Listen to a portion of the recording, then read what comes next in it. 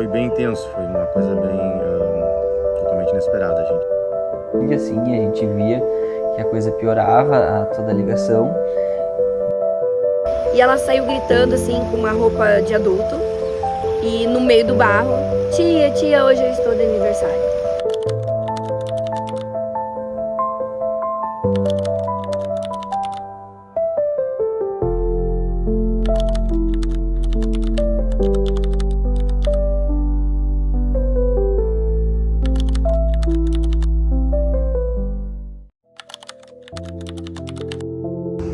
Eu sou Roaldo, nasci, cresci em Três Coroas e vou contar um pouco hoje como foi passar a enchente de maio de 2024.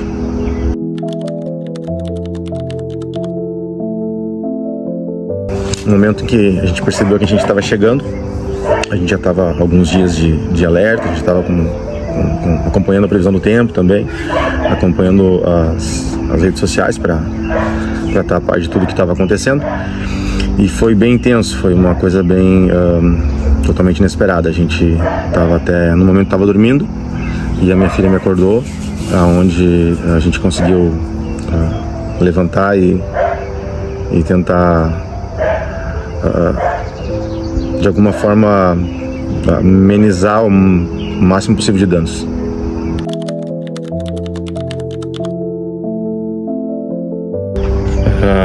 As maiores preocupações naquela noite foi o fato de quando a gente percebeu que a enchente estava chegando, então, muito rápido, a gente teve que se preparar, e também a gente percebeu que nossos vizinhos não tinham percebido a enchente chegando naquela velocidade e proporção. Foi onde a gente conseguiu acordar o máximo de gente possível, despertar eles, então. E depois que a gente conseguiu despertar, a maior parte deles, a gente se preocupou então em tirar o nosso carro da garagem, tirar os nossos bens da linha de frente da enchente.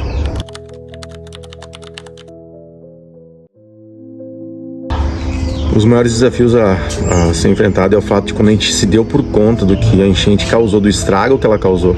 A gente está preocupado em chegar e ver toda aquela lama, aquele barro, aquela sujeira toda, a gente não saber como reagir ou como achar uma forma de iniciar uma limpeza. Isso foi algo bem complicado, mas a gente se ajudou, várias pessoas então se deslocou para se ajudar. Então a partir de várias pessoas a gente conseguiu uma força, o ânimo para começar a limpar a bagunça.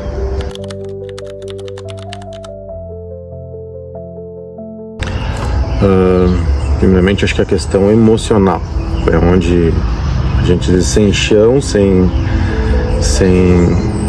ânimo muitas vezes, então na unidade a gente encontrou força para conseguir superar isso, onde a gente teve ajuda de recursos, pessoas de fora, de outros estados que nos auxiliaram, pessoas próximas que nos estenderam a mão com ajuda, até mesmo com valor financeiro. A gente recebeu muita ajuda nessa área, onde a gente conseguiu superar então as dificuldades do momento.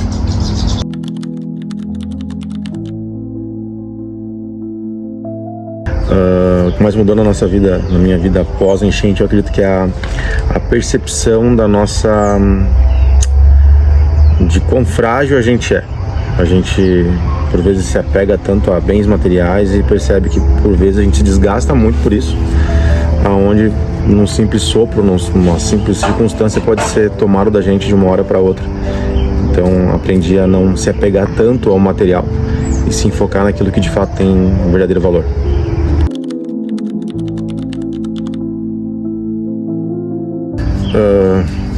É difícil pegar uma lembrança e trazer a memória, porque são várias coisas, vários pontos marcaram bastante a gente, então me marcaram. Então alguns deles, talvez o principal seja o fato do momento que a gente saiu de casa, onde a gente saiu de casa com água já para cima da cintura, tendo que pegar minha esposa, minha filha, minha mãe, meu padrasto, nossos cachorros, colocar em alguma coisa para tentar sair com eles na água, e a gente sair daquele ponto da casa que a gente estava até um ponto onde tinha uma reta escavadeira. Então tirando o pessoal, a gente tem que sair dali, todos nós ter que nós 5 entrando na reta escavadeira, mais nossos cachorros ali dentro, e no momento que ela saiu então do posto e foi atravessar a correnteza, a gente percebeu que talvez até a reta escavadeira enfrentou dificuldade para atravessar a correnteza, para botar a gente numa caçamba, então no caminhão, conseguir conduzir a gente até um ponto de segurança. E isso foi algo que mexeu bastante com a gente. Outro ponto também foi o fato de, nesse processo, a gente estar ali auxiliando, deixei minha família num ponto de segurança, e eu voltei então para auxiliar algumas pessoas. A gente ouvia na madrugada pessoas gritando, tudo escuro, a água subindo e pessoas pedindo ajuda, a gente não tem nem como chegar na casa das pessoas. Isso foi algo bem impactante, assim, e mexeu bastante com a gente ouviu os gritos de socorro das pessoas e não ter como chegar a elas, não ter recurso, não ter forma de chegar, de enfrentar a correnteza para chegar a elas.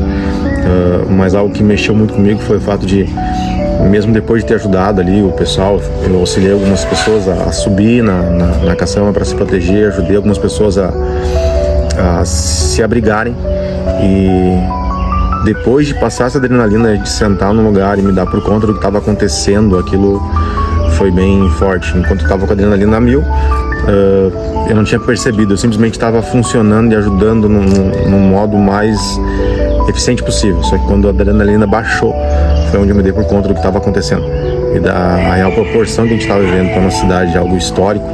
A gente está vivendo tudo aquilo de uma forma muito terrível, e viver por isso, passar por isso, eu acho que é algo que não vai ter como sair da nossa cabeça.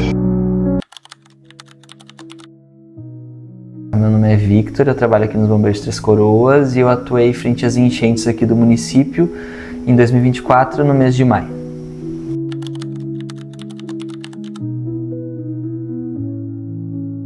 Nesse tempo de profissão eu já tinha vivenciado algumas enchentes, mas assim, da proporção que foi a de maio, nunca. Então, enchentes pequenas, né, alagamentos, isso sim, mas dessa magnitude não.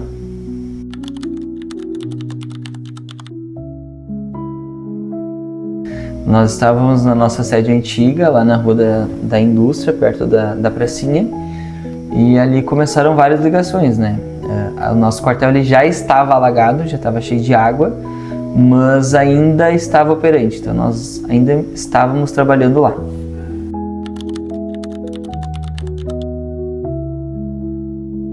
Acho que o maior desafio foi o tamanho da enchente, né, que foi grande, assim, a gente via que a coisa piorava, toda a ligação, mas assim, na parte operacional, acredito que a comunicação com quem estava na rua era muito ruim e a sensação assim de impotência, porque entrava muita chamada, pouca gente na rua, digamos assim, pouca gente para executar o serviço, e nós não estávamos conseguindo chegar nas casas, em razão da proporção que a enchente estava se tomando, né?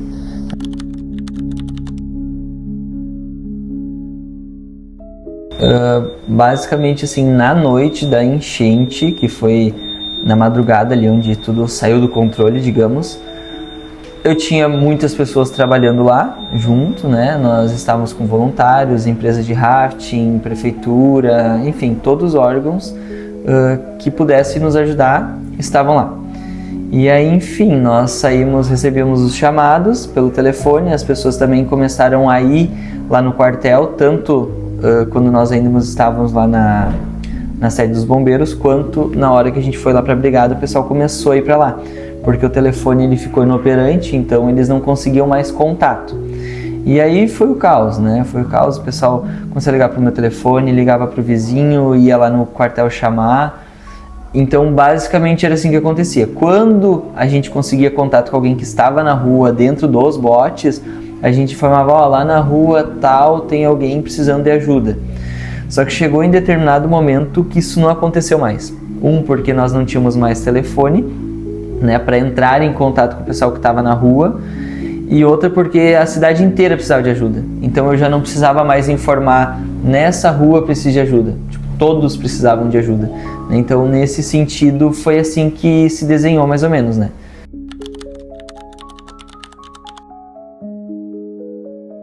Eu acho que um dos principais momentos que eu tenho assim dessa noite é o momento que o meu colega me liga e diz: olha, Vitor, eu tô em cima do telhado da minha casa. Ele estava trabalhando na rua, enfim, e ele lembrou que a casa dele também pegava água, né? Então ele deixou o resgate de uma forma muito justa, foi ajudar a família dele também, né, que estava numa situação bem complicada. E ele subiu pro telhado e disse: ó, estou no telhado com a minha mãe e meu padrasto e a casa tá balançando, tá tremendo, eu acho que ela vai embora. E em algum momento eu vou ter que me jogar na água, só pra tu saber. Se tu conseguir ajuda de embarcação, algum barco, eu preciso, ele disse. E aí isso ficou muito comigo, assim, meu Deus, eu preciso resolver a situação dele, eu preciso... É claro que de toda a cidade, mas ainda quando é um dos nossos que estava lá para ajudar, também precisava de ajuda, né? Enfim, acho que é um momento bem complicado. E depois, por muito tempo ali, da madrugada até no outro dia de manhã, eu não tive mais contato com ele, não consegui mais contato, então eu fui localizar ele de novo, era 9h30 da manhã.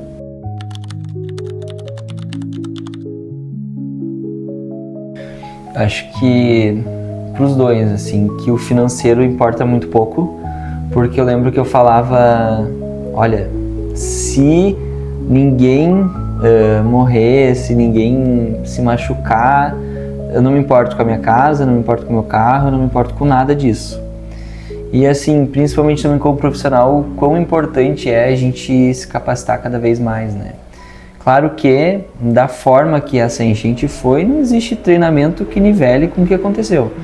Posso fazer o melhor curso, enfim, que ainda vai ser uma situação que foge do controle. Mas então esses dois pontos mesmo, que o financeiro importa pouco e que o nosso treinamento constante, ele faz a diferença também.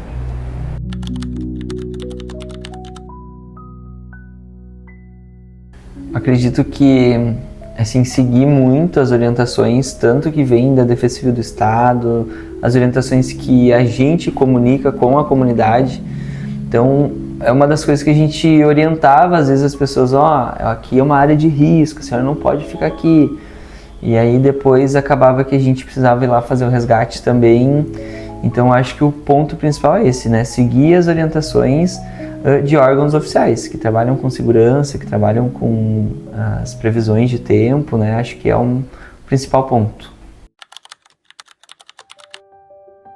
Oi, eu sou a Luciele, sou professora municipal e professora universitária. Sou líder do grupo de voluntários aqui de Três Coroas, que surgiu após a enchente de maio de 2024.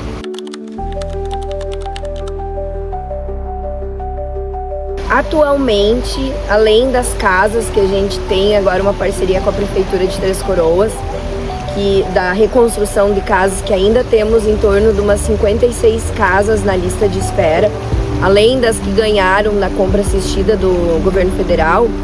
Mas agora o nosso público-alvo são pessoas assim em extrema pobreza, que o CRAS e a assistência social acompanha. E essas pessoas a gente ajuda com cesta básica, com roupas, com alimentos, fraldas, medicamento. E aí a gente faz ações como brechó, bingo, jantas, rifas, pede ajuda solidária para as pessoas se elas compram e daí a gente só entrega para as famílias.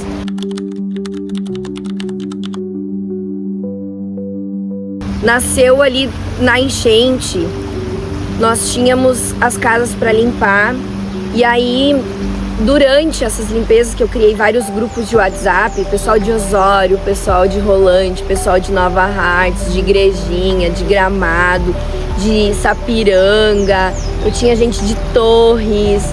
Então eu fiz vários grupos ali e aí eu surgia, né, no grupo principal as casas pra gente limpar e eu destinava aonde cada um ia. Depois ali das casas a gente percebeu que a gente precisava entregando marmita, porque esse povo que estava aí ajudando precisava comer, né? E além das famílias, é claro. E muitas famílias não tinha mais fogão, não tinha geladeira, não tinha... Bom, até alimento em Três Coroas faltou, né, naqueles dias. E aí eu comandei também a entrega das marmitas. E aí as marmitas vinham de muitas marmitas de Nova Hartz, O pessoal de Gramado também trazia as marmitas. São Chico, muitas marmitas. Era em torno de 2.000 a 3.000 marmitas diária. Então a gente se localizava ali no posto de gasolina e dividia em vários carros e fazia CTG, Asmut, Centro, e a gente ia se dividindo assim. Eu fazia uma logística louca, mas dava tudo certo. E aí depois disso a gente viu assim, vamos criar um grupo dos voluntários ali, daí a gente pode conversar melhor. E aí eu fiz um grupo com o pessoal da limpeza, com o pessoal das marmitas, com o pessoal que faziam toda a assistência lá do ginásio. E esse grupo cresceu bastante, né? E aí passou a limpeza, passou as marmitas, que foram em torno de 2 meses, começou a surgir novas demandas. E aí de criança pedindo brinquedo, né? Que daí na enchente a gente não conseguia esse tipo de coisa, era mais roupa, alimento. E aí surgiu também, preciso de fralda, preciso de medicamento, não tenho isso, não tenho aquilo. Então a gente daí se mobilizou ali dentro daquele grupo. E aí assim a gente consegue atingir muitas famílias.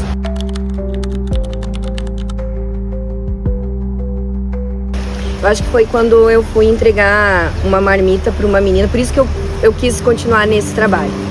Eu fui entregar para uma menininha de 4 anos e eu tava meu marido e mais uma voluntária atrás.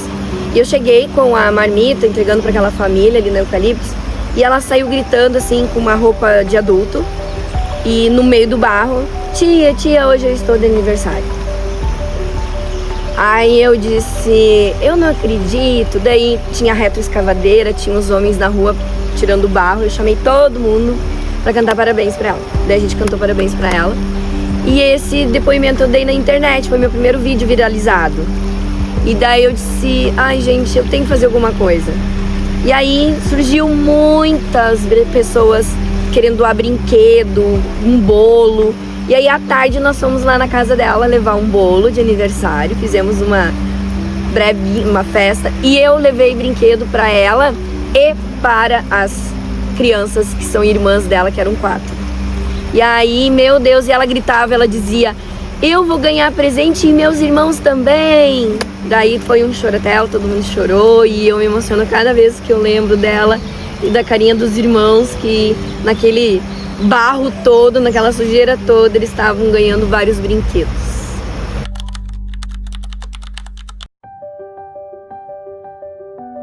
Eu acho que a comunidade, ela ficou mais, assim, voluntária,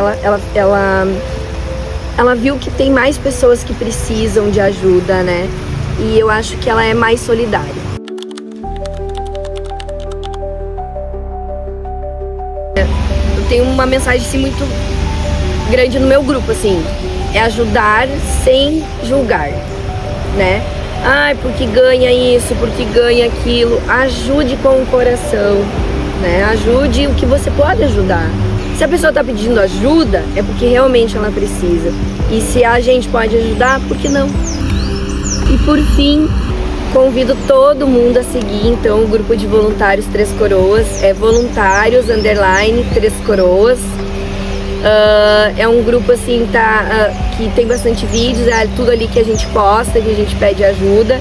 E se alguém quer participar do grupo de voluntários que atua, me chama lá no WhatsApp, nas redes sociais, que também tem a minha, que é minha particular. E aí eu coloco lá no grupo, porque é muito bom. Eu tenho vários adolescentes que me ajudam, inclusive no bingo, que me ajudaram no brechó. E eles veem que é uma satisfação muito grande poder ajudar.